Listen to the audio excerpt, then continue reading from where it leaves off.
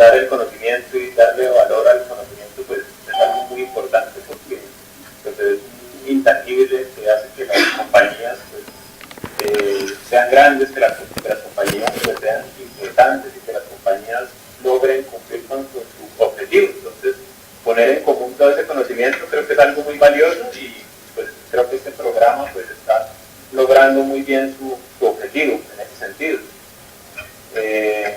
Pues ustedes, pues, los que están en este salón ya me conocen, pero posiblemente algunas de las personas que están conectadas en este momento no me conozcan. Pues mi nombre es Juan Manuel Ortiz, yo pues, soy ingeniero mecánico de la UIS, tengo una especialización en ingeniería del gas y me desempeño en TGI como especialista en medición de gas. Pues, trabajo en TGI más o menos hace 7 años y pues digamos que el tema que nos ocupa hoy, que es la primera clase de este programa, es la clase acerca de generalidades del gas natural. Entonces, esta clase se enfoca en presentar como un panorama general de lo que es la industria del gas, sin profundizar mucho en cada uno de los temas, pero sí para que ustedes tengan una idea de un espectro muy amplio de lo que abarca lo que es la industria del gas natural, desde que el gas está encerrado debajo de la tierra hasta que lo usamos, por ejemplo, en nuestras casas para cocinar nuestros alimentos o calentar el agua para bañarnos en las mañanas. Muy bien, entonces la primera pregunta que surge es ¿qué es el gas natural? Este es un aspecto fundamental que debemos empezar hablando acerca de esto. Y con respecto al gas natural, pues lo que podemos decir es que el gas natural es una mezcla de muchos hidrocarburos gaseosos. Estos hidrocarburos se encuentran atrapados debajo de la tierra en unas formaciones geológicas que se conocen como yacimientos.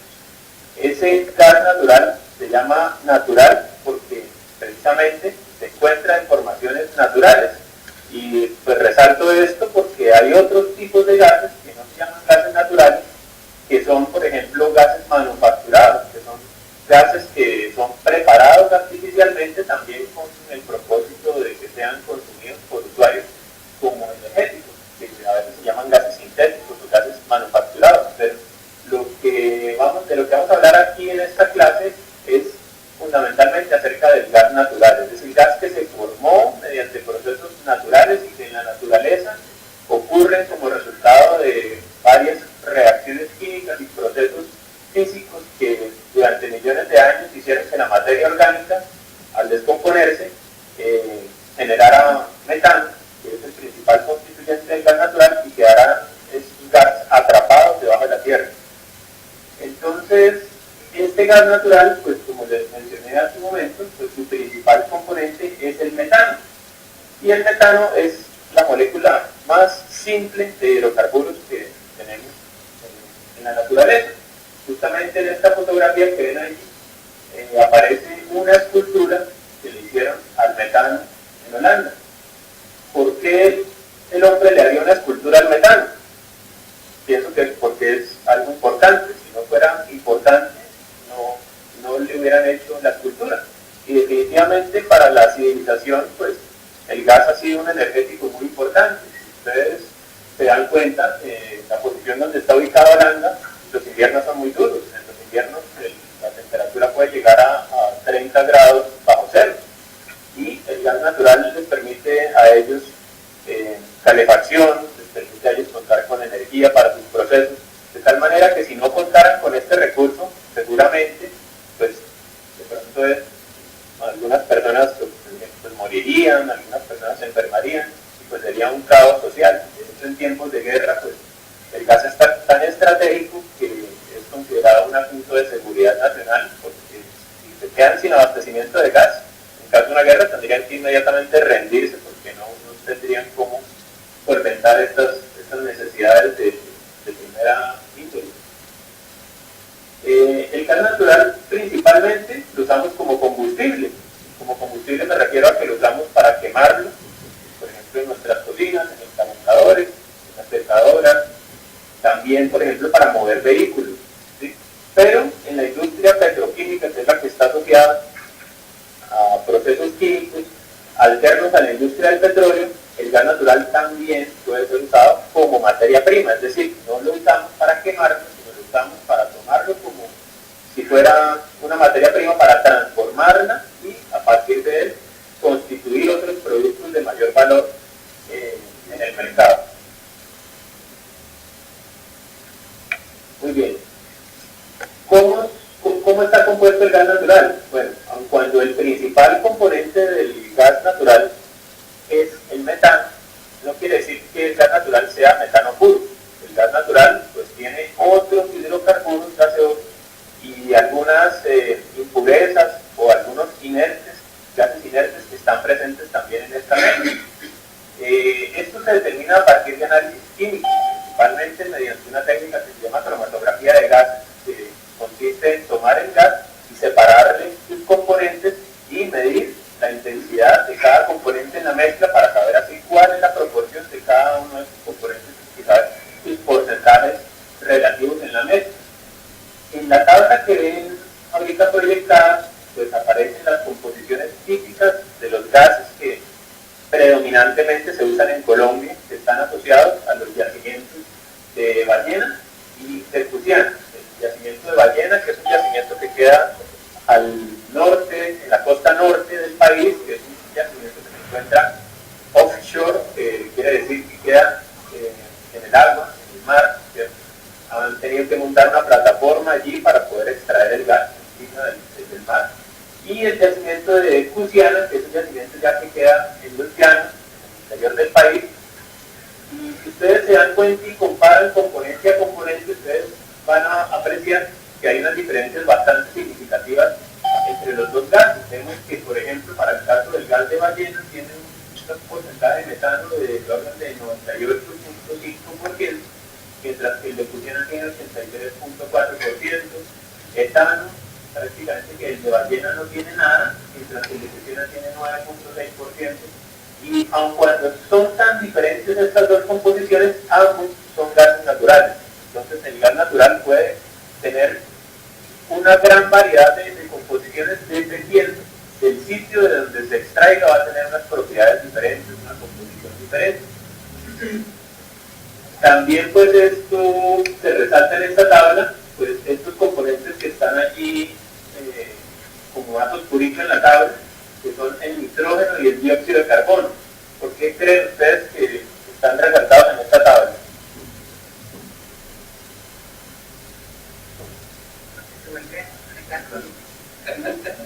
No son hidrocarburos. Porque no son hidrocarburos. Todos los demás, metano, propano, todos ellos son hidrocarburos.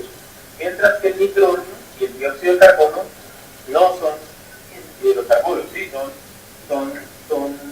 En el caso del nitrógeno, pues es una sustancia pura, es el mayor constituyente del aire, y el caso del CO2, pues no es una molécula de hidrocarburos, sino que pues, es el dióxido de carbono.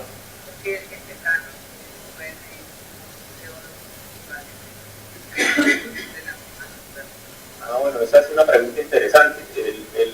Cuando se habla de carbono equivalente, es, digamos, el impacto ambiental que podría llegar a tener el metano si se liberara a la atmósfera. ¿Sí? Puede verse de dos maneras: si se libera en estado puro o si después de una combustión se genera dióxido de carbono. ¿Sí? Entonces, cuando quemamos un hidrocarburo, como producto se obtiene CO2 y agua, ¿cierto? Ese CO2 pues tiene un impacto ambiental. Entonces, cuando se habla de carbono equivalente, quiere decir, por ejemplo, ¿cuánto CO2 libero de la combustión del metano? ¿O cuál sería el efecto del metano con respecto al CO2 si lo liberara a la atmósfera puro? Porque ambos gases son gases de efecto invernadero. Muy bien, entonces en Colombia pues no solamente tenemos gas en la costa norte y hacia los llanos, hay otros yacimientos que son de pues, menor tamaño, pero que también han sido explotados a lo largo del tiempo. En este mapa pues se aprecia en color naranja los departamentos donde ha habido producción de gas natural en la historia de nuestro país, y pues digamos que con respecto a esto podemos también presentar un contenido relacionado con las reservas. ¿Qué son las reservas? Yo creo que cuando leemos los periódicos muchas veces hemos encontrado que dicen encuentran reservas de gas, encuentran reservas de petróleo en la Orinoquía, se encuentran en la Guajira. Entonces, ¿qué son las reservas? Entonces, las reservas son hidrocarburos que se prevé que pueden ser recuperados mediante procesos de ingeniería de petróleo que pueden ser extraídos de la tierra para poder ser aprovechados. Pero estas reservas pueden clasificarse a su vez en dos tipos. Pueden haber reservas que son reservas probadas o pueden ser reservas no probadas. Las reservas probadas son aquellas en las cuales nosotros tenemos una buena certeza de que podemos aprovecharlas o recuperarlas para aprovecharlas satisfactoriamente y constituyen pues un éxito comercial en caso de lograrse. Mientras que las reservas no probadas son aquellas en las cuales sabemos que allí está el recurso, pero tenemos dudas acerca de si es factible comercial, técnica, económicamente, recuperarlas y aprovecharlas para un uso comercial.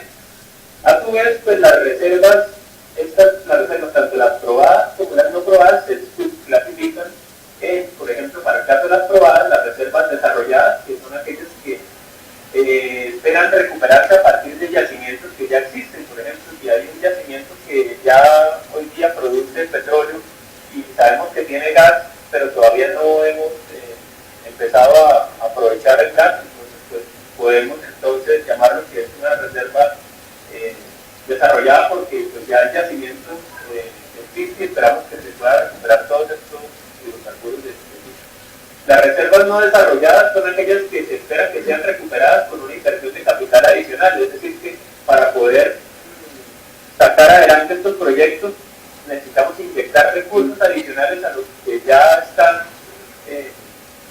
allí en juego para poder sacar todo este gas y aprovecharlo comercialmente. En el caso de las reservas no probadas, pues ellas se subclasifican en reservas probables y reservas probables y reservas posibles. Las reservas probables son aquellas en las que hay de un 40 a un 80% de probabilidad de que las cantidades que se han estimado puedan ser recuperadas y aprovechadas comercialmente. Ya en el caso de lo que son las reservas posibles, son aquellas en las cuales la probabilidad es inferior a estos porcentajes y por lo tanto quizás son las más riesgosas de todas las reservas posibles. ¿Sí?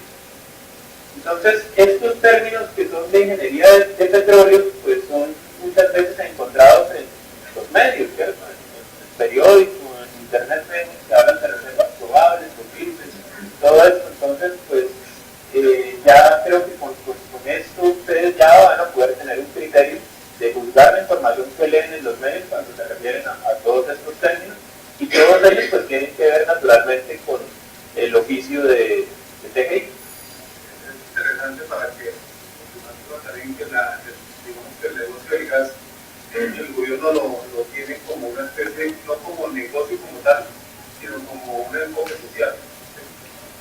Un enfoque social, porque usted nunca escucha en decir, encontramos gas para exportar. Realmente el gas no tiene un valor tan significativo como el petróleo como lo exportamos. ¿Sí? Eso es más un enfoque social a la sociedad, de la gente del país. Sí, así es muy pertinente el comentario porque de por sí el gobierno en la década de los 90 empezó a masificar todo este uso del gas, principalmente para reemplazar el uso de otros energéticos.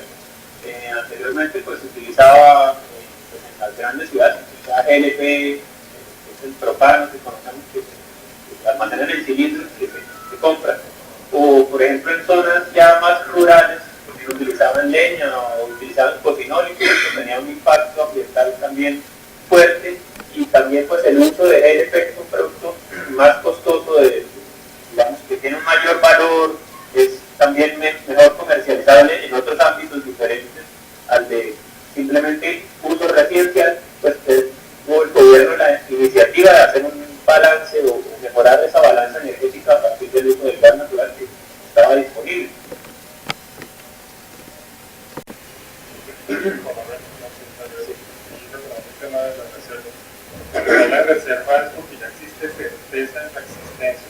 Sí, ya se ha hecho previamente una exploración y se ha determinado que en una cierta zona geográfica existe un yacimiento. Entonces, estas reservas que sean probables, se enfoca más en la cuantificación de la cantidad de recursos que hay almacenados. ¿Sí? En esa incertidumbre asociada, ¿cuál es la magnitud del gas o del hidrocarburo? Más bien, porque, como decía Sergio, pues todas las empresas van detrás de conseguir petróleo y su objetivo es encontrar petróleo. Lo que pasa es que a veces encuentran solo gas, o a veces encuentran petróleo y gas, o si están muy de buenas encuentran solo petróleo, ¿sí? Entonces, eso de probables, desarrolladas, no desarrolladas, probables, posibles, se enfoca en el grado de certeza que tenemos acerca del dimensionamiento del yacimiento, cuánto gas, cuánto hidrocarburo está almacenado allí. Hay una situación ahí también interesante y es, por ejemplo, Sutiana, que es el que en este momento nos está dando toda la ingreso para el país. Sutiana produce diarios 1.200 millones de pies cúbicos. ¿Sí? Entonces, ellos lo utilizan para meterlo debajo del petróleo y empujar el petróleo hasta arriba, a los campos. De esos 1.200 millones para entregar, no son 200 millones.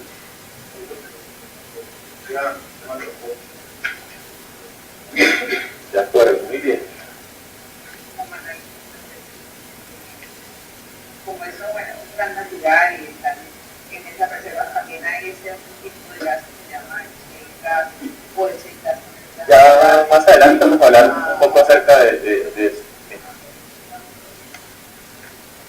Bueno, muy bien, entonces, como les mencionaba, pues en Colombia existen pues dos regiones en las cuales aproximadamente se concentra el 85% de las reservas de gas natural probadas, desarrolladas, que son en la costa norte, en la costa Caribe, que son los campos de Ballena y Chuchupa, que quedan en La Guajira, y hacia la zona de los llanos orientales y el piedemonte llanero, donde están los campos de Apiay, Cusiana y Cupiagua. Actualmente TGI recibe gas tanto del norte como de la región de los llanos orientales, es decir, TGI como transportador tiene una cobertura tan amplia que alcanza a recibir gases del campo Ballena y gases de los campos de Apiay, de Cusiana y de Cupiagua. Entonces esto también es muy importante para nosotros porque nos permite entender un poco la complejidad y la importancia que tiene TGI dentro del país, dentro del sistema nacional de transporte, porque alcanza a cubrir desde la punta norte del país hasta la zona sur occidental del país.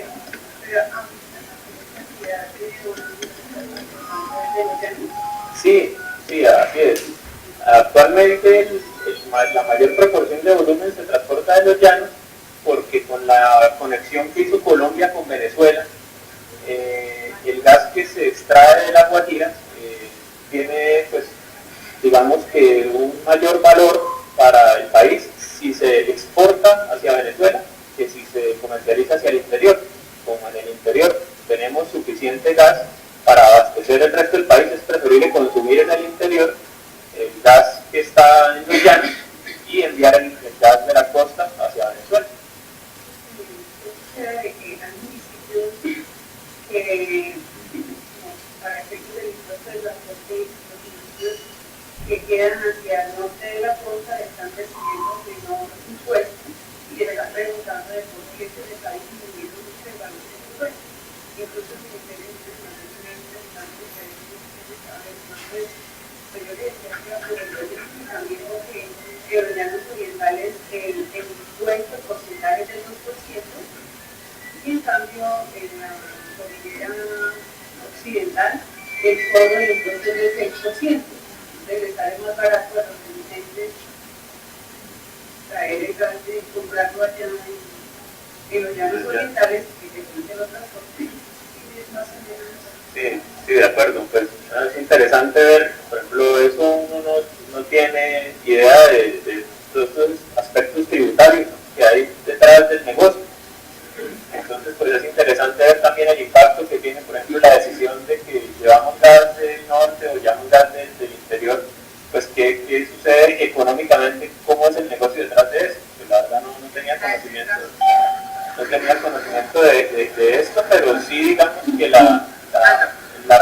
la cual se está viendo más gas de los llanos es porque el gas de La Guajira se le está enviando a Venezuela.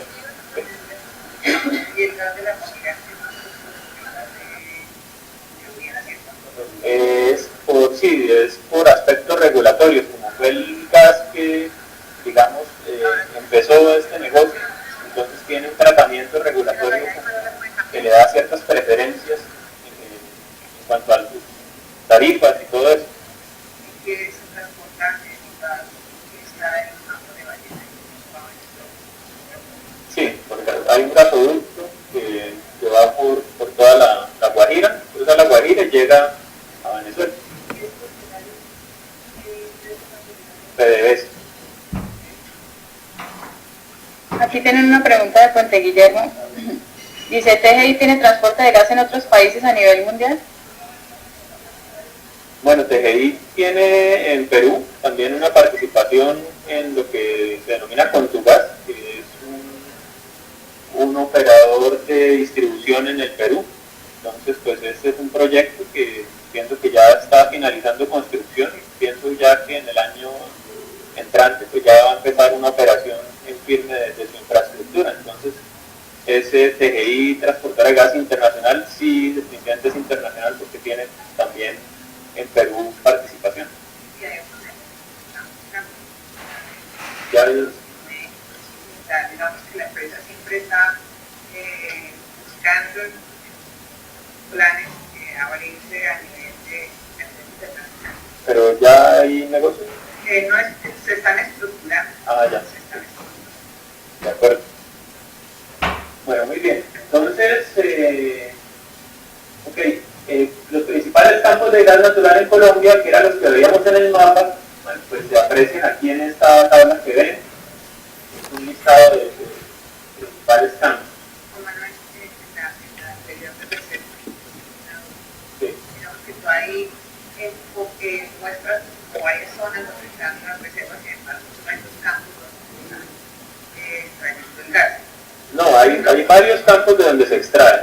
Lo que pasa es que la mayor proporción de gas, más del 95%, 90% del gas, sale de los llanos y de la Guajira. Los otros aportan cantidades pequeñas de gas. Sí.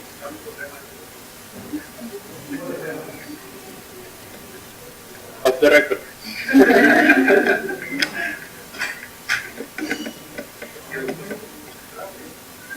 Bueno, muy bien. Entonces, vamos a hablar acerca de la cadena del gas. Entonces, la cadena del gas se compone de varias fases. En una parte, pues, tenemos lo que corresponde a la producción y el procesamiento del gas. En otra parte, tenemos lo que corresponde al transporte y el almacenamiento del gas. Y en la parte final, lo que tenemos es la distribución del gas natural.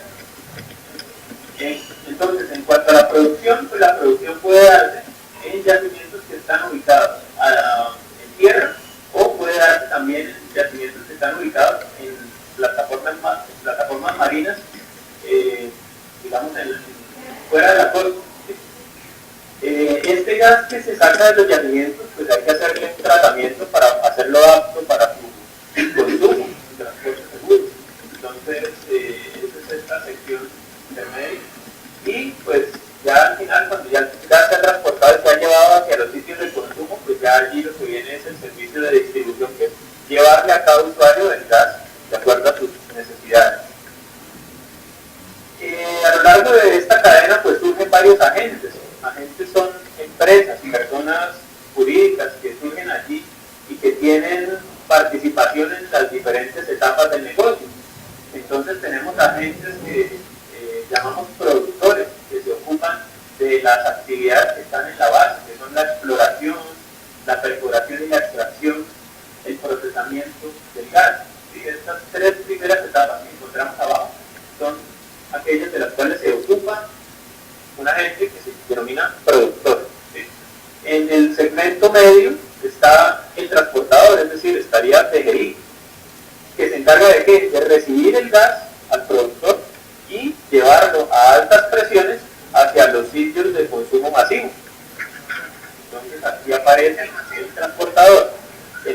almacenamiento es algo que en Colombia todavía no se ha usado, pero más adelante vamos a ver en qué consiste.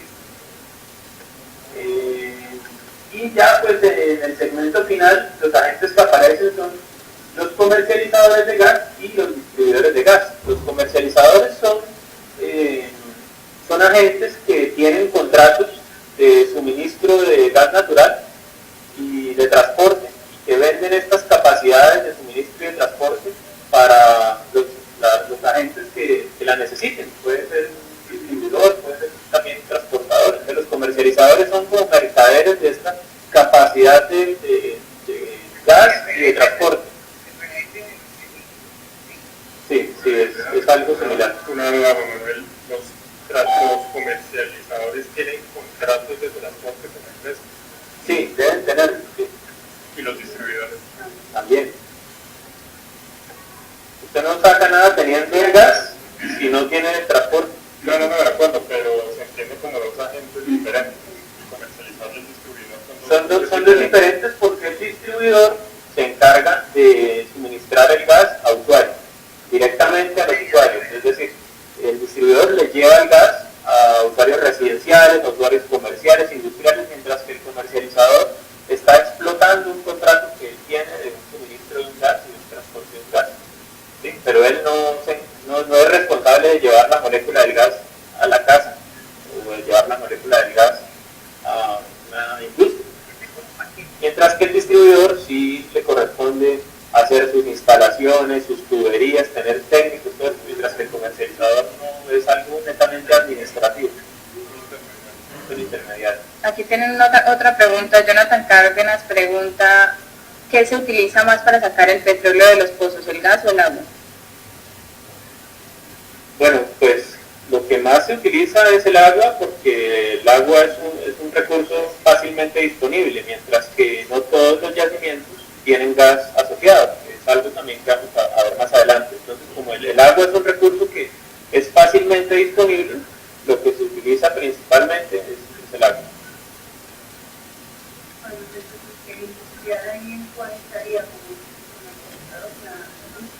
El industrial ya vendría siendo un usuario final, ¿sí? Entonces pues él ya no es un agente de la cadena, sino es quien aprovecha el recurso al final de la cadena, ¿sí?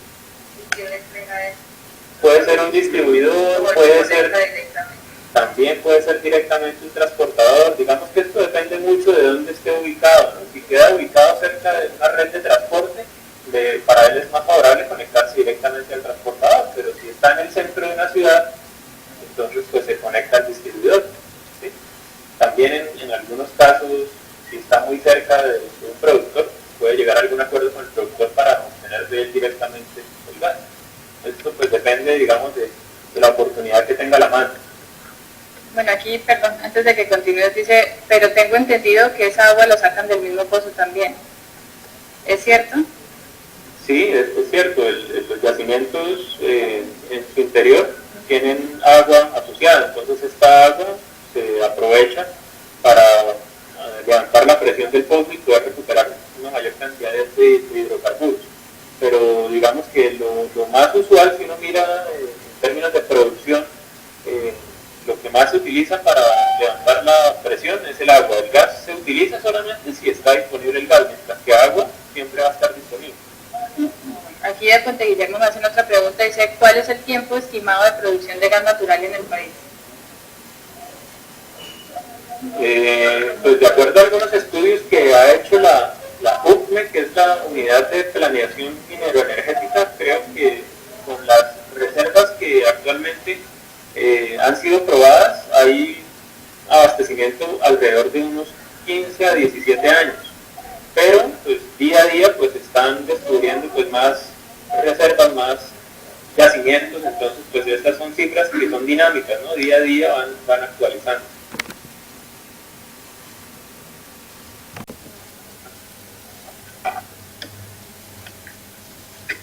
Muy bien, entonces si nos enfocamos en cada una de las cadenas o de los eslabones de la cadena del gas, vamos entonces pues primero que todo a encontrar la actividad de producción y exploración. ¿Cómo se determina que hay un yacimiento bajo tierra? Bueno, predominantemente esto se hace mediante estudios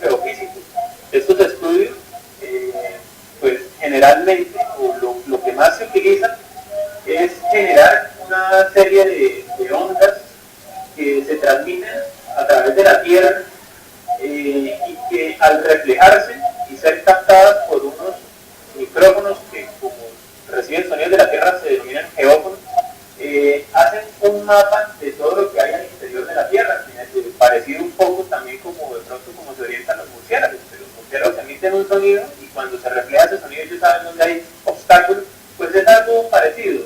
Se generan unas ondas de sonido muy fuertes que pueden ser, bien sea a través de explosivos o bien sea a través de unos martillos hidráulicos, y al propagarse estas ondas a lo largo de todas las capas que componen la corteza terrestre, llegan a diferentes puntos con diferentes densidades y al reflejarse pues emiten una imagen o un mapa de lo que hay debajo de la Tierra, y así pues los geólogos al analizar estos mapas pueden tomar decisiones acerca de qué tipo de formaciones hay bajo la Tierra, de si es posible que exista allí algún hidrocarburo que pueda ser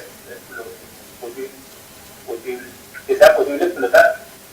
Y ahí pues después de hacer todas estas análisis de exploración, pues si se encuentra un yacimiento, pues iniciaría la etapa de producción si es que fuera rentable hacerlo, porque en muchas ocasiones puede que no sea rentable porque el yacimiento queda muy profundo y aun cuando está allí el recurso saldría más costoso llegar hasta él que en lo cual se vendería. Entonces pues aquí también impacta mucho la economía del petróleo. No sé, no tengo cifras, pero sí ha sucedido campos que se han encontrado pero que no han sido explotables porque o bien sea la tecnología todavía es muy costosa para hacerlo, porque están en unas condiciones de muy difícil acceso. Entonces sí sucede, y muchas veces 10, 15 años más adelante, cuando de pronto ya la situación sea diferente, ese yacimiento que de pronto hoy no era comercialmente rentable, ahí sí ya empieza a ser. Para que tengan en cuenta más o menos de 200 pozos perforados, con posibilidad de que los carburos salen buenos, por ahí 2 o 3. Por eso es que las exploraciones en Colombia no la puede asumir el Estado directamente, hay que asociarse con otras empresas extranjeras. Sería como el 1% nomás. Eso es una lotería. Sí. Aquí tienen otra pregunta, dicen, ¿qué otros proyectos tiene TGI para el transporte de gas diferentes al gas natural? Pues por el momento no tengo conocimiento de que vaya a transportar, digamos, productos diferentes al gas. Aun cuando sí está dentro del alcance de la compañía, de su razón social, por el momento pues todavía así que sea algo en firme, que vaya a dedicarse a esto, pues por el momento todavía no. Muy bien, entonces una vez que se ha localizado el yacimiento, pues lo que inicia pues es la etapa de perforación. Esta etapa pues se fundamenta en el uso de taladros que perforan las formaciones que hay encima del yacimiento, y en la medida en que van perforando pues van haciendo una cementación o van haciendo, digamos que una construcción de una tubería que va a encargarse de facilitar el transporte de ese hidrocarburo hacia la superficie y evitar también que haya infiltraciones de ese hidrocarburo hacia las partes alternas del yacimiento y se pierda o sucedan problemas de contaminación o se dañe el yacimiento. Entonces, pues para esto se utilizan taladros de diferente naturaleza, diferente índole, dependiendo del tipo de yacimiento, se utilizan taladros diferentes. Y pues la intención aquí es lograr perforar hasta donde esté el recurso, y una vez llegado al recurso, pues iniciar ahí sí, ya lo que sería la etapa de producción, que es sacar ese hidrocarburo a la superficie para almacenarlo, tratarlo y hacerlo comercialmente disponible. Entonces, generalmente pues la presión del gas que se encuentra en los yacimientos es una presión superior a la presión que tenemos en la atmósfera. Al ser mayor la presión del gas en el yacimiento que el de la atmósfera, pues este gas pues va a fluir de manera natural hacia la superficie, ¿cierto? Entonces no se requiere, por ejemplo, instalar un compresor para sacar el gas del yacimiento, sino que él por sí solo va a fluir hacia la superficie. Esto también es algo bastante importante. Muy bien, al igual que el petróleo, pues el gas natural pues, se encuentra atrapado, como les he mencionado, en estructuras geológicas que se denominan trampas geológicas. Dentro de estas trampas, los hidrocarburos, es decir, tanto el crudo, tanto el petróleo como el gas, pues están contenidos en unas rocas que tienen una característica y es que son porosas, y al ser porosas, por dentro de esos poros, que sería como una esponja, se mete todo ese crudo, todo ese gas, y está allí empaquetado dentro de estas formaciones. Es decir, no nos imaginemos que el gas es como una burbujita de solo gas metido en la tierra, sino que este gas está al interior de una esponja de piedra, ¿sí? Entonces necesitamos, digamos, como cambiar un poco el concepto de la burbujita de gas o la burbujita de crudo, sino que todo eso está dentro de una formación rocosa. ¿El gas? No, el crudo, el líquido. Sí.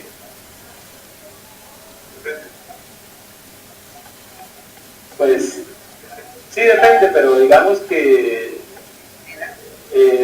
en general, digamos, está en estado líquido, pero pueden haber transformaciones termodinámicas que hagan que él migre de fase de vapor de fase líquida a fase de vapor, pero predominantemente pues, está en estado líquido.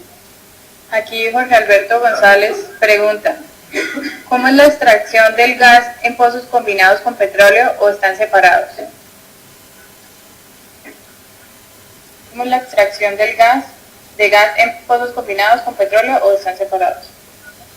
Bueno, pues hay un gas que sale por los anulares, que digamos que es un espacio que queda entre dos tuberías, por allí predominantemente se va a extraer el gas, pero adicionalmente pues el crudo va a tener también gas atrapado, entonces hay que hacer procesos de separación para aislar ese gas que viene con el crudo y llevarlo a un cabezal de ese gas, o también sucede que el gas que sale también arrastra partes de líquido y entonces también hay que llevarlo a separadores para sacarle estos condensados, ¿sí? Entonces hay procesos de separación en los campos de producción donde se encargan de separar eso, pero predominantemente la calidad de los flujos es pues, líquido para el caso del crudo, gas para el caso del gas, pero vienen con arrastre tanto de líquidos en el caso del gas o de gas en el caso de los líquidos.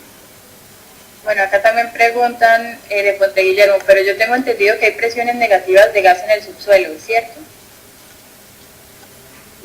Puede darse el caso, pero si esto llegara a suceder, pues sería muy costoso recuperar este gas. Como el gas es un recurso de bajo costo comparado contra el petróleo, entonces si se hacen esfuerzos por recuperar esto, sería más orientado hacia existiera crudo, porque pues, recordemos, un solo barril de crudo vale más de $100, pero 1000 pies cúbicos de gas natural valen nada más $5.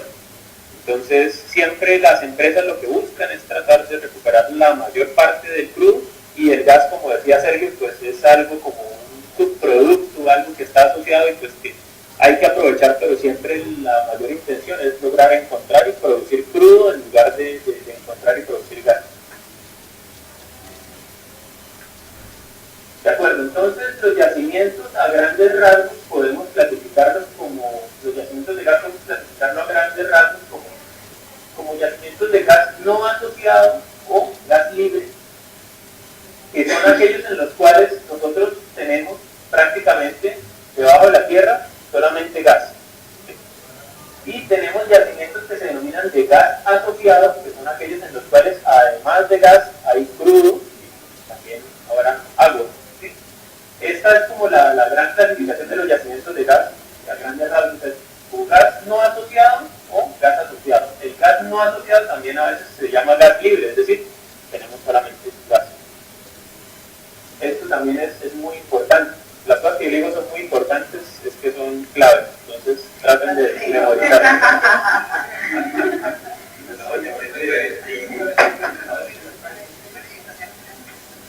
No obstante, pues estos son los yacimientos que son como comúnmente se denominan convencionales, ¿sí? A lo que estamos acostumbrados, ¿cierto?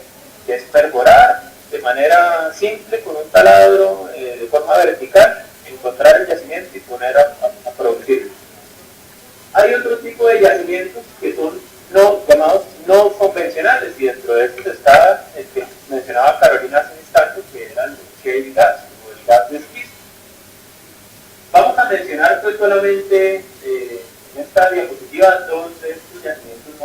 convencionales. El gas de esquisto o el shale gas es un gas que está atrapado dentro de unas rocas que son de carácter arcilloso. Entonces, estas rocas tienen atrapado en su interior moléculas de metano, pero para poder sacar ese gas que está atrapado en las rocas hay que realizar unos procesos de fracturamiento hidráulico. Estos procesos de fracturamiento hidráulico también pues, se complementan con un tipo de perforación que es diferente a la convencional de la cual hablábamos hace un momento. Si nosotros tenemos aquí abajo el yacimiento de la formación con esquistos, con shale gas, lo que se hace es hacer una perforación inicialmente vertical hasta encontrar la formación y una vez que se llega a cierta profundidad empezar un tipo de perforación que es una perforación horizontal, ¿cierto? Para tratar de perforar la mayor extensión de roca que sea posible técnicamente, y una vez que se ha perforado horizontalmente ese yacimiento, lo que se hace es inyectar un fluido de fractura que tiene adicionalmente algunos químicos que faciliten la tarea de recuperar el gas que está atrapado aquí en esta roca. Entonces perforamos vertical, cruzamos el yacimiento con una perforación horizontal y después inyectamos todo este fluido que va a empezar a romper todas estas rocas al interior de la tierra y va a empezar entonces a fluir tanto gas como agua. Y vamos a tener que empezar un ciclo de tratamiento de aguas y vamos a tener que empezar a recuperar todo este gas que está saliendo a superficie.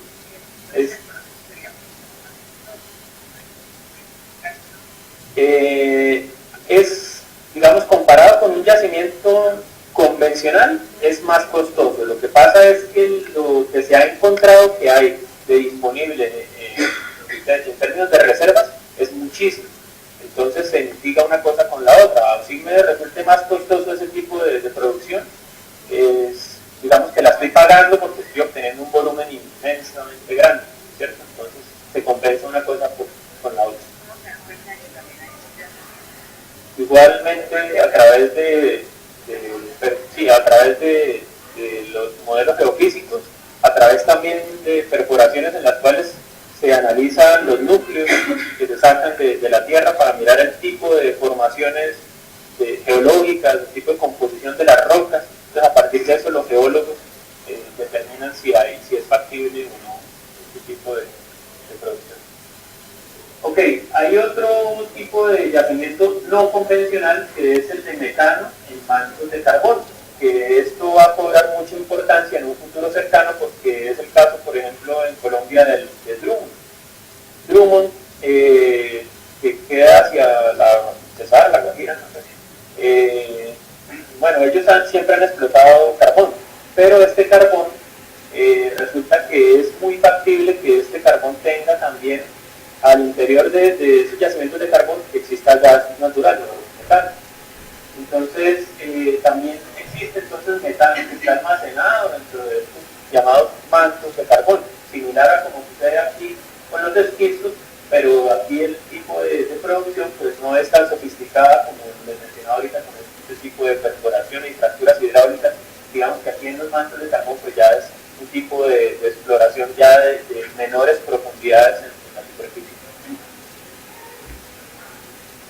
Muy bien, pues estos son algunos de los yacimientos no convencionales, pero en la medida en que la ciencia y la tecnología avanza, pues digamos que hace posible que yacimientos que antes eran comercialmente poco viables, ahora sí lo sean. Digamos que de pronto esto hace 30 años ya se sabía que existía, pero no tenían la tecnología de perforación horizontal, no tenían la tecnología de fracturamiento hidráulico, entonces duraron ahí dormidos hasta que ya hoy sí lo son. Eso tiene mucho que ver también con lo que hablamos hace un poco de la clasificación de los yacimientos. Hay otro tipo de gas que es de carácter no convencional que se denomina hidratos de gas. No sé si ustedes han escuchado acerca de este término.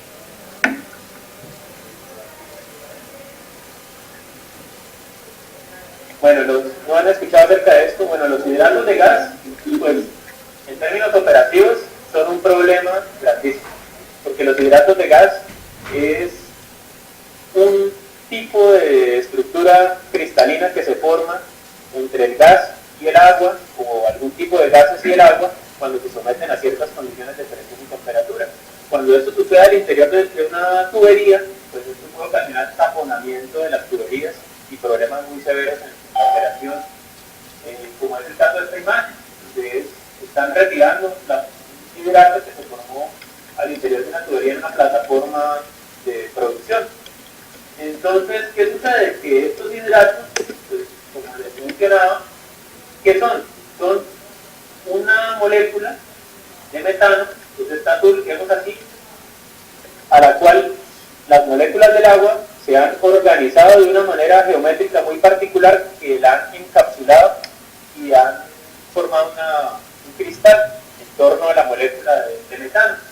Entonces, por eso, el estado sólido de la materia, una vez que se organizan las moléculas en esta forma cristalina, pasan a fase sólida y entonces ahí lo interesante que es que al interior de la molécula del agua, pues hay metano, ¿verdad? Entonces tenemos un metano atrapado dentro de un hielo, si podríamos decirlo de alguna manera, como si fuera un hielo, pero por dentro de las moléculas del hielo, de esa formación cristalina de las moléculas de agua del hielo, hay metano. Entonces en lugares como en Canadá, en lugares al norte de la Tierra, pues hay una importante cantidad de recursos de tipo de hidratos de gas que también están empezando hoy día a mirar la viabilidad de su explotación. Y pues aquí digamos que también esto obedecería a un tipo de gas no convencional que está tomando mucho auge en la actualidad. Si están lejos, nosotros pasan bien en las ciudades para de los pueblos, los municipios. Cuando hay muy baja temperatura o por la presión, diferencia de presión, se genera una temperatura muy baja y hay taponamiento por hidratos.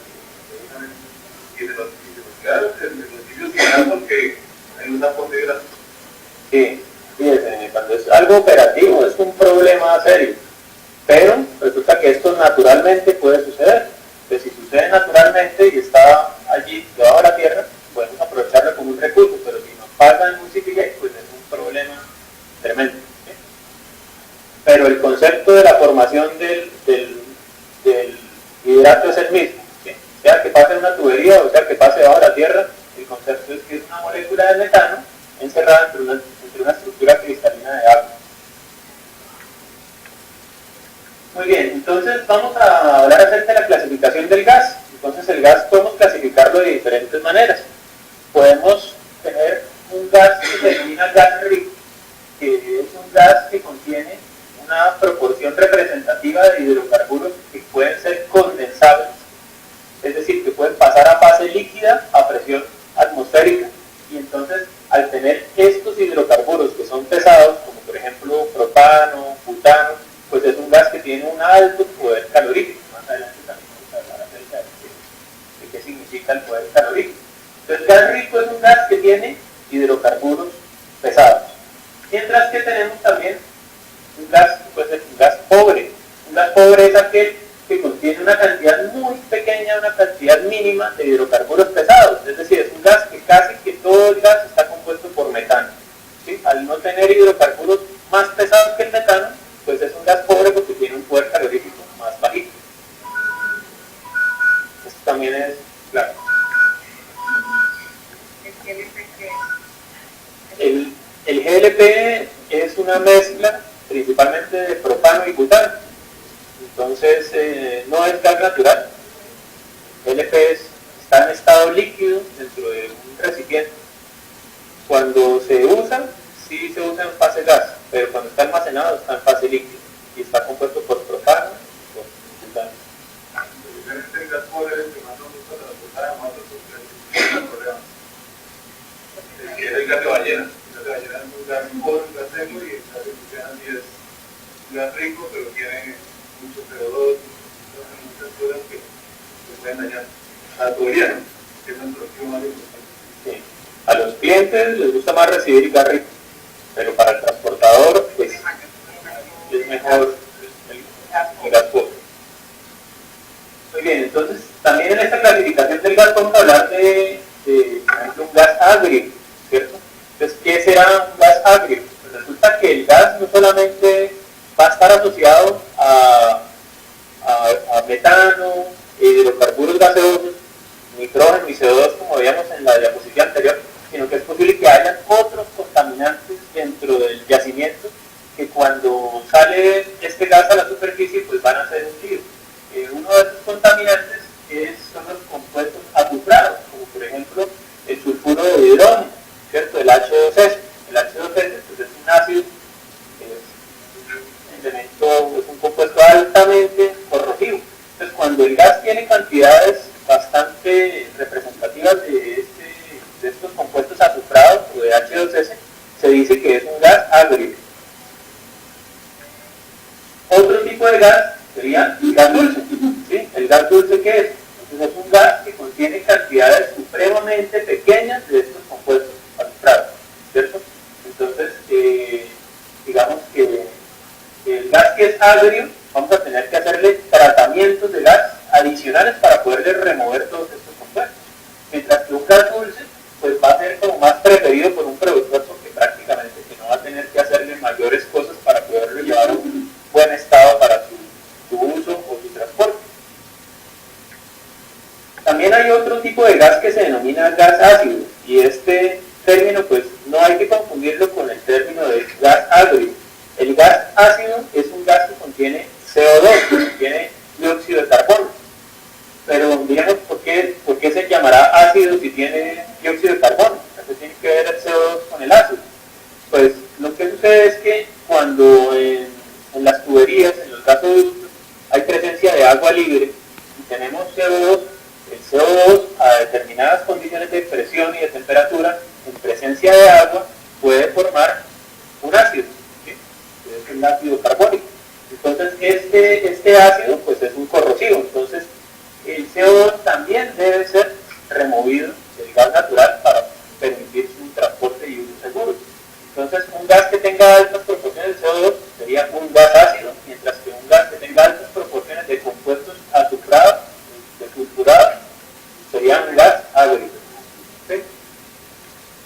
Muy bien, entonces en la industria pues los gases agrios y los gases ácidos son críticos debido a dos aspectos principalmente. El primero de ellos obviamente es pensando en la gente, es su toxicidad. Un gas con alto contenido de H2S y de CO2 pues va a ser un gas altamente tóxico que va a poder inclusive en grandes concentraciones ocasionar la muerte del personal.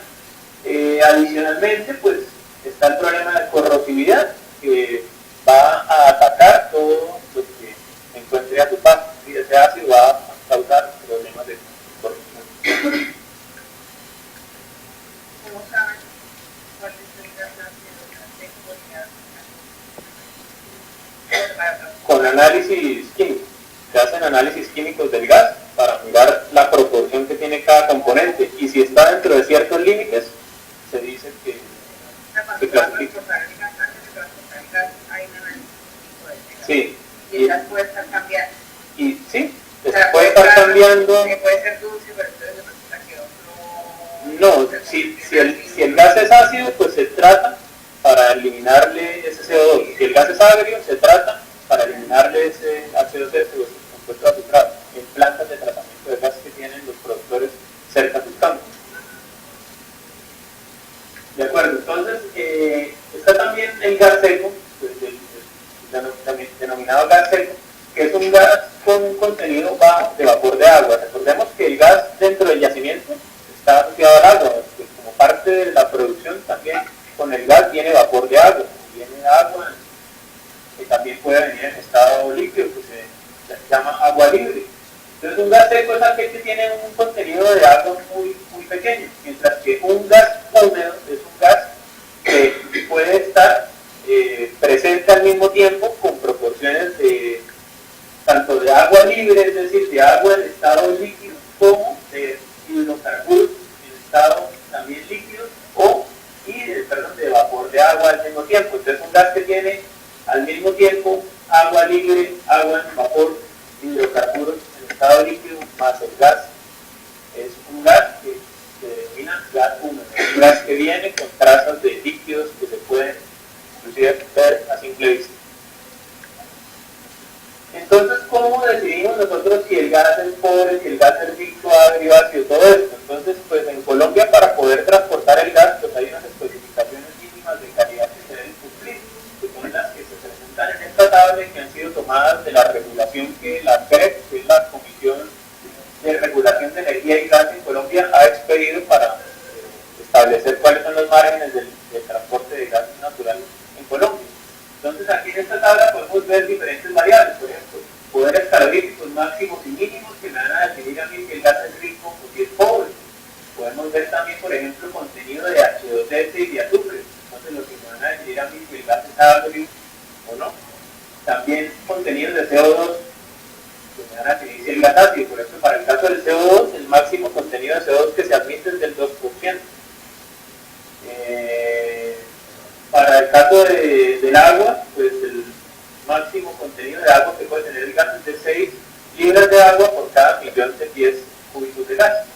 Entonces aquí pues a partir de esta serie de condiciones se verifica, el transportador verifica que el productor sea capaz de poner el gas dentro de estas especificaciones. Si él es capaz de hacerlo, se le acepta el gas y se le transporta, pero si él falla en alguna de estas variables, pues no se le puede recibir el gas y digamos que tendrá que suspenderse la operación hasta que él pueda volver sus procesos a su estado estable. Mira, todas las aplicaciones hemos transportado gas por fuera de sus estaciones, pero ustedes tienen que decidir decirle, oiga, la gas, sí, al productor, bueno, lo va a recibir así, pero aparte de eso le cobro mal porque me está dañando la turbina.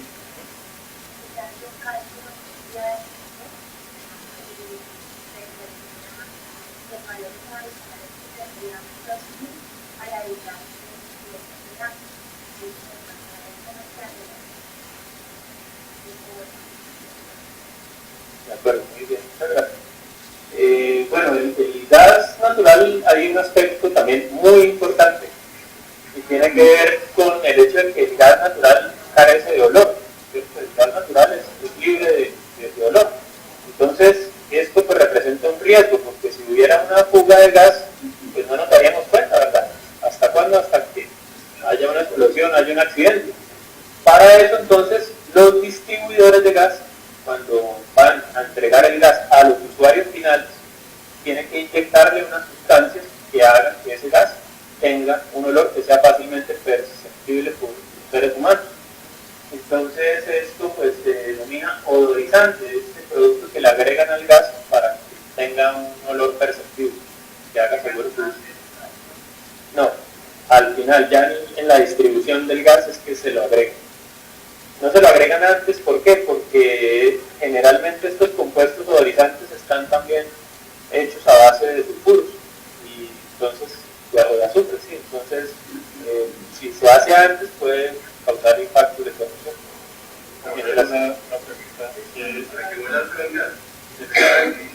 ¿qué tan cierto y qué tan cierto es que el oxígeno asociado al gas es peligroso y qué tan común es encontrarlo?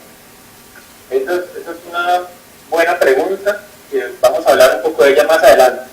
No es común que esté oxígeno en el yacimiento, porque digamos que como proceso de reacciones, como resultado de reacciones químicas que suceden en el subsuelo, ese oxígeno se consume como parte de la transformación de la materia orgánica para producir estos hidrocarburos del gas. Entonces, no es común que en el yacimiento haya oxígeno, pero sí puede suceder que durante las etapas de procesamiento, de producción, haya infiltraciones de oxígeno que den lugar a que se encuentre oxígeno en el gas.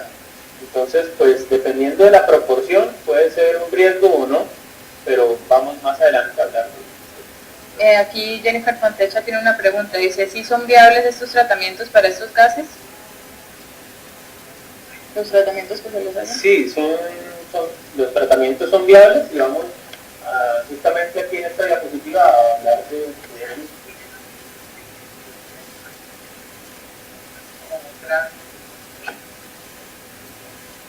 no sé, de pronto yo creo que Jennifer Yo creo que Jennifer de pronto quiere saber es si estas impurezas pueden ser tratadas. Entonces, digamos que en esta diapositiva podemos ver cuáles son los tipos de tratamientos más comunes que se le aplican al gas natural para liberarlo de estas impurezas que van a un estado apto para su transporte y consumo. Entonces, el gas cuando sale del yacimiento, pues lo primero que se le hace es un proceso de separación de carácter mecánico, es decir, es una separación en la cual se lleva un recipiente y entonces los líquidos salen por debajo del recipiente y el gas sale por la cima del recipiente. No obstante, pues este gas pues todavía puede tener diferentes impurezas. Entonces lo primero que se hace en una planta de tratamiento de gas es remover el CO2 o este dióxido de carbono, y esto se hace en torres de endulzamiento, que son torres que generalmente pues, son torres de aminas, que son unos compuestos químicos que son afines o que son, digamos que bastante afín, tienen una gran afinidad con CO2 y con el H2S y los compuestos azufrados. Entonces, al encontrarse estas dos sustancias, pues digamos que ellas se agregan y así se separan todo este CO2, todo este H2S del gas, de tal manera que el CO2 pues, se recupere después mediante un proceso la amina que ha absorbido todos estos compuestos se regenere después y se extraigan las impurezas para darles un tratamiento especial como residuo, y digamos que el gas que ya queda como gas dulce, porque se le han removido estos compuestos, siga a la siguiente fase de tratamiento, que sería en este caso la deshidratación. Entonces, ya que le he removido el CO2 y el H2S, lo que tenemos que hacer es removerle todo ese vapor de agua que está viajando con el gas. Se hace generalmente a través de glicoles, torres de deshidratadoras que operan con glicol, la familia de los glicoles, etilenglicol, por ejemplo. Sí, TGI tiene una planta deshidratadora en La Guajira y allí hace la deshidratación del gas que le entrega a Chevron. Sí, deshidratación TGI sí tiene, pero no es común que el transportador tenga tratamiento de gas, porque esto generalmente es responsabilidad del productor. Muy bien, después de esta deshidratación, pues el gas pasa a una unidad que se encarga de remover los hidrocarburos pesados. Los hidrocarburos pesados pues, van a ser desde el etano hasta hexano, no sé, etano, propano, butano, y todos estos hidrocarburos pesados pues se remueven en unas plantas especiales que a través de, por ejemplo, procesos termodinámicos, a través de bajas temperaturas, empiezan a remover todos estos hidrocarburos condensables, o estos hidrocarburos pesados. Después pueden ser aprovechados en una industria petroquímica.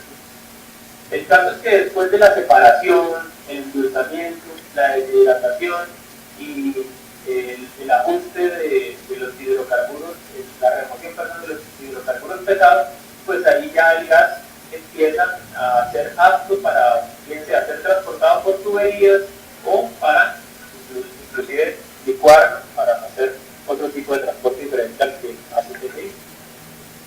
Esto pues es un resumen de lo que les mencionaba anteriormente, pues estaba en forma de tabla. ¿Por qué aparecen condensados?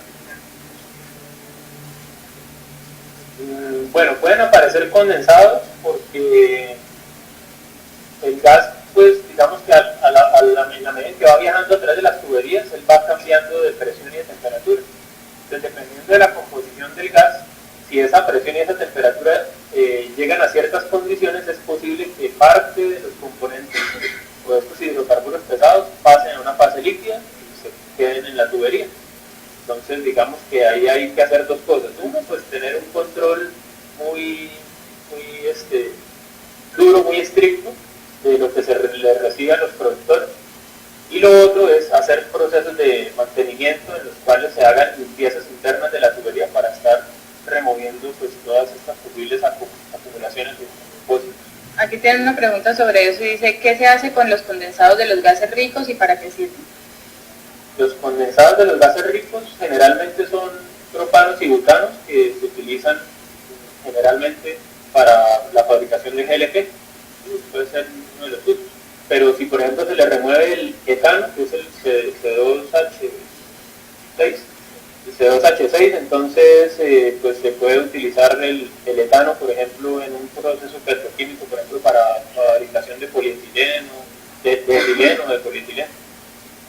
Entonces siempre se le busca un uso a cada fracción de acuerdo a su valor.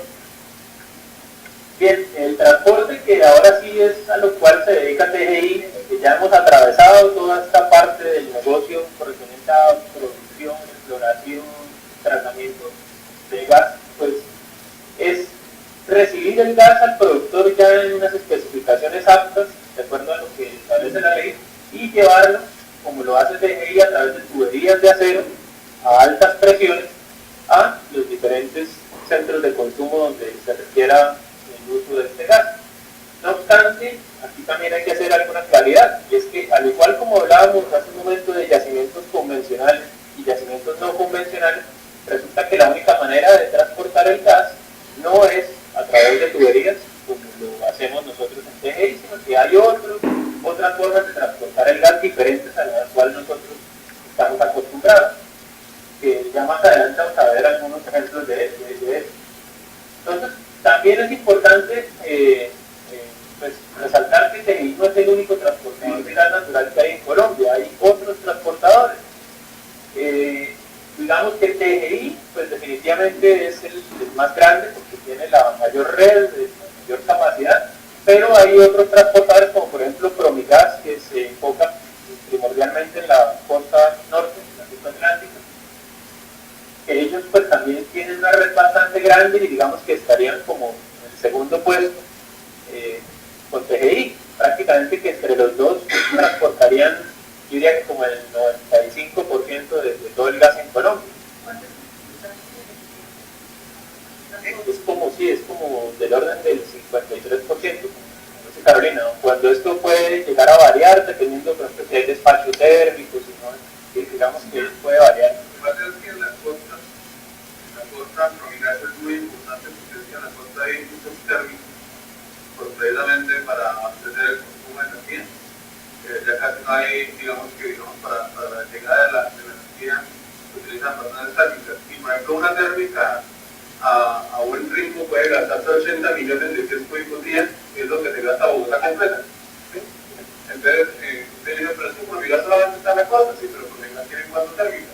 Y que operan full todo el tiempo, exacto, porque al interior hay térmicas, pero resulta que esas térmicas solamente operan cuando, digamos, las hidroeléctricas pues están bajo los niveles. Entonces, cuando hay propios fenómenos del Niño, pues paradójicamente cuando hay sequías muy grandes, para TGI es bueno porque se incrementa el despacho térmico, empiezan a generar electricidad a partir de gas, y TGI pues tiene que transportar más gas para abastecer esas térmicas. ¿Sí? Mientras que en la costa es permanente, para el interior es solamente si los embalses tienen un nivel bajo. En la extensión, sí.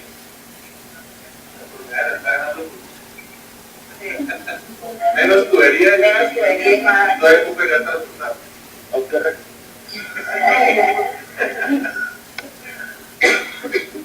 Bueno, en cuanto a transporte, pues el gas se le recibe al productor a alta presión, pero en la medida en que el gas viaja por la tubería, pues el gas como consecuencia de su densidad, de su viscosidad, va a empezar a perder presión, hasta que llega a un nivel en el cual es necesario instalar una máquina, ¿cierto?, que tome nuevamente este gas y eleve su presión para llevarlo nuevamente más lejos.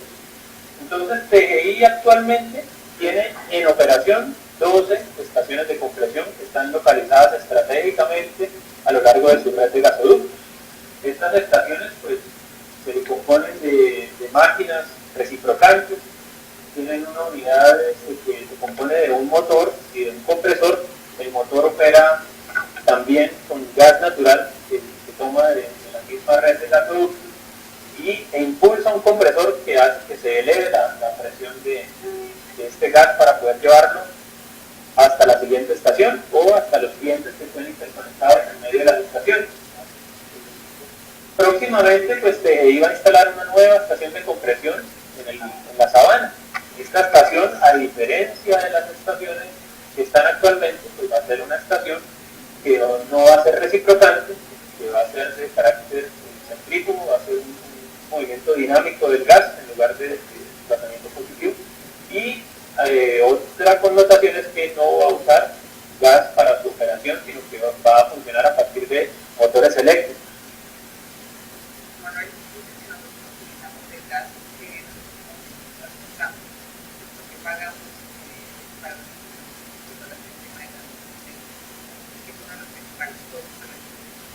Sí, ellos utilizan gas, pero este gas nosotros tenemos que comprarlo porque es un consumo que requerimos para nuestra operación. No, debemos tener un contrato de suministro de gas con algún productor para poder usarlo para mover los motores de los compresores. El inventario de nosotros no es para el consumo, nosotros el inventario es para sostener unas provisiones a lo largo del camino. Ese inventario, digamos que es no es ni siquiera de ley.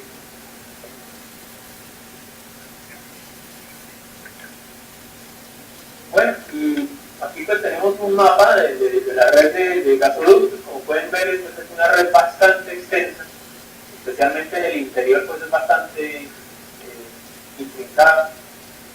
Tenemos pues la localización de los diferentes distritos y de las estaciones de compresión. Bien, en cuanto al transporte, pues también es de resaltar que para poder realizar un transporte seguro y eficiente, pues es necesario contar con un centro de control. Y un centro de control es una unidad que se encarga de verificar permanentemente, 24 horas al día, 7 días a la semana, de controlar que los gasoductos estén a las presiones apropiadas, que el gas que se recibe tenga la calidad que debe ser, que las diferentes nominaciones que hacen los clientes de las cantidades de gas que requieren transportar puedan cumplirse a partir de la coordinación de las diferentes estaciones de compresión que tiene TGI. Y pues todo esto pues está ubicado en el 7º piso del edificio de la sede administrativa de Bucaramanga. Allí pues hay varios operadores que se encargan de, como les decía, de mantener una coordinación al detalle de toda esta operación. Entre ellos el ilustre Sergio, que está aquí haciendo preguntas y anotaciones muy importantes y que ha sido muy varios sus aportes en el día de hoy. Bueno, en cuanto al transporte, pues TGI también en campo, pues además de transportarlo, de tener las tuberías, las estaciones de compresión, pues deben tener estaciones en las cuales el gas que llega a alta presión, pues lo filtre para eliminar de cualquier residuo que haya podido recoger de la tubería durante su transporte, le reduzca la presión para llevarla a un nivel que sea apto para su uso por parte del cliente, y adicionalmente, que es la parte que a mí más me gusta, y es que se mida bien, ¿cierto? Que nosotros midamos muy bien el gas que le entregamos a los remitentes. ¿Por qué? Porque el gas que recibimos debe ser igual al gas que nosotros sacamos o entregamos. Si hay diferencia entre lo que recibimos y lo que entregamos, pues digamos que ahí surgen pérdidas, y pues digamos que mi misión en la empresa es precisamente que el gas se mida bien para evitar estas diferencias y que hayan inconvenientes de ley. Ok, como les decía hace un momento, pues la única manera de transportar no es a través de tuberías a alta presión. Hay otros tipos de transporte, entre ellos se resalta el que, por ejemplo, que se denomina gas natural virtual o gas natural comprimido, que en esencia es, yo creo que todos ustedes han visto los taxis que operan con gas natural, ¿cierto? Llegan a una estación y allí les conectan una manguera y un tanque que tienen ellos generalmente en el baúl, lo llenan a alta presión y ahí queda almacenado este gas como combustible para su movimiento. Pues resulta que igual que como hacen con los vehículos, estos compresores también los utilizan actualmente para llenar trailers o camiones con unos tanques que están almacenando gas a altas presiones, pero unos volúmenes pues obviamente mucho más grandes que le caben en una cajuela a un tanque. Entonces estos camiones van hacia sitios que están alejados de las redes convencionales de transporte, donde no llegan tuberías porque sería muy costoso llevarlas, o muy riesgoso, y estos camiones van y dejan allí el tráiler cargado de gas para que abastezca el municipio hasta que ya empieza a agotarse o a bajarse mucho la presión, y entonces se reemplaza por otro que llega lleno, y así hay ciudades como diferentes municipios a Colombia que están abasteciéndose de esta manera con gas natural virtual. Entonces esta también es una modalidad de transportar gas. Ahora, otra manera de transportar gas es el gas natural licuado. Entonces, no solamente el gas natural puede transportarse como gas, sino que el gas natural puede enfriarse a un punto tal que se vuelve un líquido. ¿Sí? Entonces el gas también puede cambiar de fases. Nosotros decimos gas natural, el gas natural también lo podemos volver un líquido si lo enfriamos lo suficiente. Y si lo enfriamos todavía aún más, podemos inclusive llevarlo a un estado sólido. Pero en la industria es hoy día común que cuando hay grandes reservas de gas y el consumo interno no es suficiente para consumir todo ese gas, pues hay un excedente que puede aprovecharse si se licuara, si se lleva ese gas a estado líquido y se almacenara, ¿cierto?, en tanques. Se podría llevar, por ejemplo, a buques que lo llevaran a otros países que requieran ese gas para venderlo, ¿cierto? Ahora, también puede darse el caso de que haya países donde no tienen gas y pues, llegan los buques cargados de gas licuado y simplemente descargan ese gas para su abastecimiento. Bueno, entonces, el verano no lo utilizan, pero cuando llega el invierno, lo utilizan todo, entonces ahí no sé. Sí. Bueno, el gas natural licuado pues es un proceso industrial que no es muy complejo y que básicamente lo que busca, términos menos, es lograr bajas temperaturas del gas para que pase a estado líquido. Entonces, ustedes han visto como hay, por ejemplo, en las clínicas hay oxígeno. Bueno, este oxígeno, por ejemplo, tienen que enfriarlo para almacenarlo en unos tanques y ponerlo en las clínicas, ¿cierto? Es muy similar, es una criogenia ahí que hacen de gas para llevarlo a estado líquido. De acuerdo, entonces ahora aquí hay un aspecto clave y que es como una comparación de los diferentes tipos de transporte. Vamos a mirar desde el transporte más básico que podríamos nosotros llegarnos a imaginar, ¿cierto? ¿Cuál sería el transporte más básico? Resulta que el gas es una sustancia que es compresible, ¿cierto? ¿Qué quiere decir compresible? Que el gas nosotros lo podemos reducir en su volumen, ¿cierto? Si nosotros le aplicamos presión a un gas, podemos comprimirlo y hacer que él ocupe un menor volumen. Pero esto no podremos hacerlo con un líquido, ¿cierto? Si cojo agua yo no la puedo comprimir, porque al ser líquido es incompresible, pero el gas sí lo puedo comprimir. Entonces, dependiendo de qué tanto comprima yo el gas va a aumentar su densidad y voy a poder hacer que se ocupe un menor espacio, un menor volumen. Entonces, si nosotros transportamos el gas, como esta señora, ¿sí?, en África, que esto es algo real, esto es un hurto de gas en un gasoducto en África, donde llenan como unos globos inmensos y se llevan el gas prácticamente pues, a presión atmosférica y lo utilizan para cocinar, ¿cierto? Si nosotros transportamos el gas así, nosotros prácticamente no lo estamos comprimiendo, ¿cierto? Entonces, prácticamente decimos que este gas está a condiciones estándar, que es como prácticamente a condiciones atmosféricas, ¿cierto? Entonces, condiciones estándar es cuando el gas está a unas condiciones de presión y temperatura muy similares como una presión y una temperatura atmosférica. Pero si nosotros, obviamente, aplicamos presión a este gas, ese gas va a reducir su volumen y voy a poder tener en un mismo espacio una mayor cantidad de gas.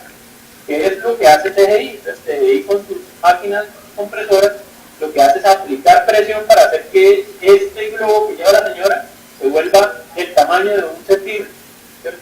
Y así puede llevar muchos más paquetes de gas. Prácticamente la relación, ¿sí?, la relación entre lo que está haciendo esta señora allí arrastrando este globo en bicicleta y lo que hace TGI es una proporción de 1 a 80. Es decir, por un globo que lleva la señora acá, en este mismo espacio que ocupa el globo, TGI lleva 80 globos, ¿sí?, en términos de gas. de volumen. Ok, pero resulta que esto no es que sea que hasta ahí llegamos, hasta lo que hace TGI. ¿Qué pasa si ahora usamos un tráiler de gas natural comprimido, donde usamos unas presiones mayores a las que utiliza TGI para su red de gasoductos? Es decir, TGI opera máximo a 1200 PSI, pero resulta que en las estaciones de gas natural pueden operar de orden de 3000 PSI, es decir, 1800 PSI más que lo que TGI hace. Entonces ya puede, en este mismo globo que lleva la señora, ya no va a caber una unidad de gas, sino 200 unidades de gas en este mismo volumen, ¿cierto? Entonces, es una cifra mucho mayor. Pero si llegamos como a la cima de la mayor cantidad de transporte, podríamos verla cuando usamos gas natural licuado, porque cuando el gas cambia de fase, cuando el gas pasa de gas a líquido, ya lo que tenemos es que en un globo de los que lleva la señora, ya me van a caber 600 veces el volumen de gas natural. Y digamos que hasta el momento la tecnología va en esta etapa, lograr licuar el gas para optimizar en 600 veces los volúmenes para hacer así apto su transporte. ¿Queda claro esto? Porque ellos que están, que en gas natural se puede transportar a mayores presiones, si van, digamos, con mayor riesgo expuestos para, ya, queda claro, porque nosotros tenemos que transportar a una menor presión que lo hacen los vehículos, los de gas natural. Lo que pasa es que los vehículos, pues, digamos que no tienen un flujo permanente de gas, ¿sí? Digamos que los gasoductos, digamos, siempre están pasando gas permanentemente por diferentes zonas que pueden inclusive estar cerca a ciudades, cerca a municipios, ¿cierto? Pero los camiones que transportan el gas así, pues es un solo camión con unas especificaciones de espesor de los tanques bastante robusta, bastante grande, inclusive pues superiores a las que tienen nuestras tuberías, ¿sí? Entonces, hay una exigencia bastante grande en cuanto a los materiales y la construcción de los tanques de gas natural comprimido, que son mucho más exhaustivas que las que nosotros usamos en nuestra red, pero digamos que económicamente podemos manejar muchos más volúmenes porque tenemos un flujo permanente, mientras que ellos tienen que estar despachando camiones y camiones y camiones. Sí, logísticamente, pues, digamos que pues, no es tan ventajoso, pero sí es una alternativa de abastecimiento de municipios o de industrias que quedan alejados. Por ejemplo, en Cúcuta, ahora que recuerdo Cúcuta, por ejemplo, allí hay una planta de cerámicas de Corona, gracias. Bueno, ellos hacen eso, ellos reciben gas comprimido para sus plantas. Entonces, allá llegan los trailers y ellos trabajan así. Bien, ahora sí el tema del almacenamiento, que en Colombia no se usa, pero que en otras partes del mundo sí se hace, especialmente en sitios donde hay estaciones, donde hay invierno. Pues allí en el invierno hay un alto consumo de gas natural. Entonces, para poder satisfacer la demanda alta en estas estaciones de invierno, lo que hacen es, al interior de la tierra, donde hay formaciones salinas, formaciones de basalto, lo que hacen es que realizan una perforación en el subsuelo y empiezan a inyectar agua. Que empieza a lavar estas rocas internamente y empieza a ser como una botella, como un tanque al interior de la tierra. Después de que ya han formado esta botella, retiran toda esta agua del interior de este recipiente interno dentro de la tierra y quedaría pues como una especie de caverna en la cual el gas puede almacenarse y guardarse como si fuera un banco. Entonces los remitentes, por ejemplo, ya comprarían el gas, pagan el transporte hasta que lo lleven al almacenamiento y lo tienen ahí guardadito como si fuera una cuenta de un banco, pero sin interés.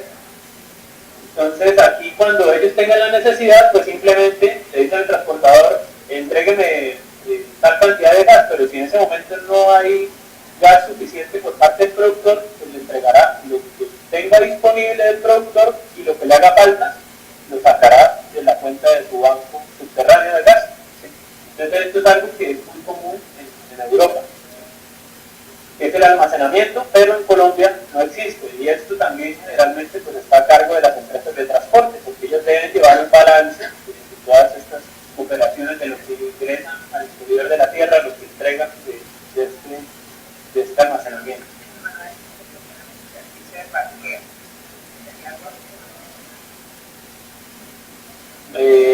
Es algo similar, pero digamos que como más abstracto, ¿no? Porque en el parqueo es como tener disponible en el gasoducto, en nuestros tubos, un volumen de gas que puede, digamos que, comercializarse, ¿cierto?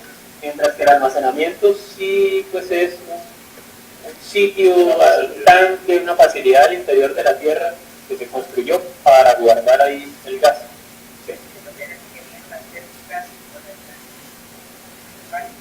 ¿Sí? Sí, puede tener un almacenamiento, que puede ser así como el nuestro, pero también puede ser, por ejemplo, con gas licuado. Puede tener un tanque con gas en estado líquido, también es una opción de almacenar. Bien, entonces el gas, pues sabemos que es energía, ¿no? El gas nosotros lo usamos para aprovecharle a través de una combustión, pues, su energía. Entonces, ¿qué es el poder calorífico? Resulta que este término que ya habíamos mencionado anteriormente, pues el poder calorífico de un gas es la cantidad de energía que él nos puede entregar si yo lo quemo. ¿Sí? Si yo realizo la combustión de un gas, ¿qué cantidad de energía él me entrega? Me da una idea de su poder calorífico. Entonces, un gas que sea prácticamente solo metano, como el gas de Guajira, o un gas como por ejemplo el gas de Prusiana, que es un gas que tiene 85% de metano, 9% de etano, 3% de propano, ¿cuál que entonces va a tener más poder calorífico? El que tiene más pesado, el que tiene propano, todo eso, un gas rico. Entonces, ese gas tiene un mayor poder calorífico que, por ejemplo, el gas de Guajira. ¿Por qué? Si yo los pongo a los dos al mismo tiempo a quemarse, a hacer una combustión, me va a entregar, por la misma unidad de volumen que yo queme, me va a entregar más energía el gas de Prusiana que el de Guajira. Más o menos, los rangos entre los cuales se utiliza el gas natural, por lo menos en Colombia, es que por cada metro cúbico de gas, el gas debe tener un poder calorífico tal que esté entre 35 y 43 megajoules por cada metro cúbico. Y ese es como el rango operativo sobre el cual Colombia se usa el gas. Ahora, como yo mencionaba hace un momento, pues aquí también hay un aspecto que tiene que ver con los riesgos que trae el hecho de que el gas sea un combustible. Y eso tiene que ver con la inflamabilidad o la posibilidad de que este combustible empiece a quemarse, empiece una reacción de combustión.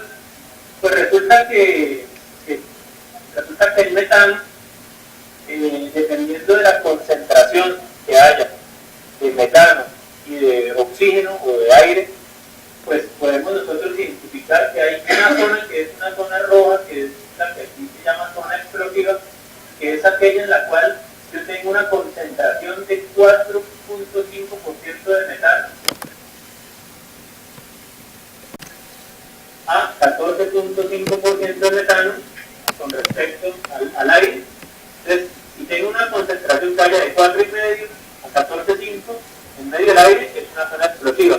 Pero si yo tengo menos de 4.5% de metano, pues ahí no va a suceder una combustión. Yo tengo muy poquito combustible para que suceda una combustión.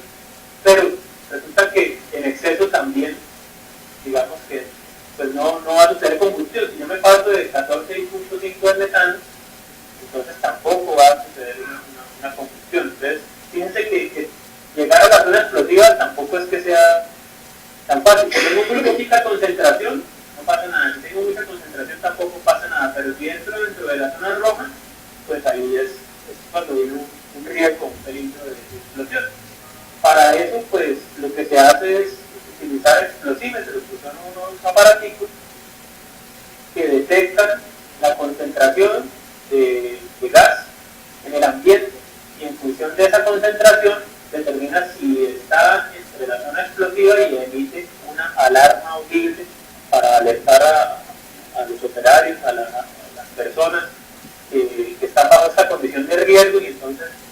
inicien ahí pues un plan de contingencia. ¿Está claro? Cuando hay una ruptura de gas de para ver si cuando hay una rotura, lo que sucede es que se aísla el tramo que presentó la rotura. Entonces, como los gasoductos son tan extensos, más o menos a cada 25 kilómetros, hay válvulas, más o menos 20-25 kilómetros, hay válvulas que automáticamente detectan que hay una rotura, una fuga, y ellas se cierran, entonces aíslan ese tramo del resto. ¿Hasta cuándo? Pues hasta que el gas que hay internamente se pierda la atmósfera y pues ya inicia el proceso de reparación. Ok, ahora, en cuanto a la comercialización y la distribución, que ya sería el último eslabón de la cadena, y pues ya para terminar con esta sesión del día de hoy, pues el gas tiene muchos usos, ¿no? Tiene usos en el sector industrial, por ejemplo, en refinerías, minerías, la industria de los alimentos, digamos también en la petroquímica, para producción, por ejemplo, de fertilizantes, de urea, de etileno, en el sector termoeléctrico para generación de energía eléctrica a partir de gas, en el uso doméstico, pues no necesito decirles para que todos nos beneficiamos del gas natural como energético en nuestras casas, en el sector comercial también, industria de alimentos, panaderías, en el transporte, pues también porque pues, el gas natural es usado también por vehículos, ¿no? Para transporte de personas. Inclusive hay un proyecto que va a iniciar dentro de poco y es reemplazar vehículos de carga que tradicionalmente han operado con diésel, que digamos que ahora operen con gas natural. Entonces, pues es un espectro muy amplio de los usos que se le pueden dar al gas, y estos que están aquí pues son solamente los convencionales. También hay usos no convencionales, pero pues no nos alcanza el tiempo para hablar de ellos. ¿Cuáles son las ventajas del uso del gas? Pues que es el combustible fósil con menor impacto medioambiental, y esto es obvio porque el metano es una molécula que solamente tiene un carbono, mientras que las demás tienen muchos más carbonos, más CO2. Pues presenta una mejor eficiencia de combustión porque pues es una energía que está ya en estado gaseoso, ¿sí? Si por ejemplo vamos a hacer una combustión de un combustible líquido, necesito primero pasarlo a una fase de gas para poder hacer la combustión, mientras que el gas ya está en fase gaseosa, entonces es más eficiente la combustión. Genera menores emisiones contaminantes por la misma razón que tiene menos carbonos en su estructura molecular. Y pues digamos que hay diferentes organizaciones a nivel mundial que emiten normativas para nuestra industria, entre las que se destaca por ejemplo la ARGA, que es la Asociación Americana del Gas, ANSI, ASME, API, ¿sí? AWS para el caso de soldadura, y pues todas ellas emiten documentos sobre los cuales se basan los diseños, la operación, el mantenimiento de la infraestructura. Esto es algo pues, que nuestros técnicos, nuestros ingenieros pues, conocen muy al detalle para